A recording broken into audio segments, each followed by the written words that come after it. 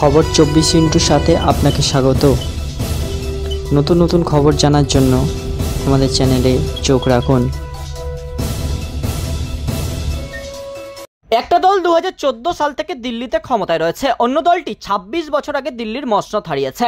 2025-এর নির্বাচনে জিতে দিল্লিতে সরকার গড়বে কারা, বিজেপি নাকি আপ? লড়াই কি টিকে থাকতে পারবে কংগ্রেসও?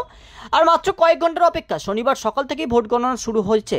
কার দিকে পাল্লা ঝুঁকবে তার আভাস পাওয়া যাবে গণনা শুরুর কয়েক ঘন্টা পর থেকেই। দিল্লিতে মোট ভোটার সংখ্যা 1.5 কোটিরও বেশি। বুধবার এক দফায় দিল্লির 70টি আসনে ভোট গ্রহণ হয়েছে। শেষ পর্যন্ত ভোট পড়েছে 60.42%। কোনো ভোট কেন্দ্রই পুনর্নির্বাচন হয়নি। শনিবার সকাল 8টা থেকে ভোট গ্রহণ শুরু হচ্ছে।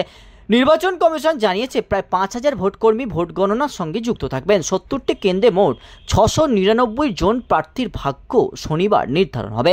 2014 সাল থেকে দিল্লির ক্ষমতায় রয়েছে আম আদমি পার্টি। লোকসভা নির্বাচনের ফল যাই হোক, বিধানসভা নির্বাচনে আপকে পয়লে রেখেছে দিল্লিবাসী। অন্যদিকে 1998 সালের ডিসেম্বরে দিল্লি থেকে ক্ষমতাচ্যুত হওয়ার পর আর সেখানে সরকার গড়তে পারেনি বিজেপি। তবে বুধবার ভোট গ্রহণ শেষে বেশিরভাগ বুথ ফেরত সমীক্ষায় বিজেপিকে এগিয়ে রাখা হচ্ছে। দিল্লিতে সরকার গড়তে 36 জন বিধায়কের সমর্থন দরকার। বিজেপি সেই সংখ্যা পেরিয়ে যাবে বলে বেশিরভাগ বুথ ফেরত সমীক্ষা জানিয়েছে। রিপোর্ট খবর 24/7।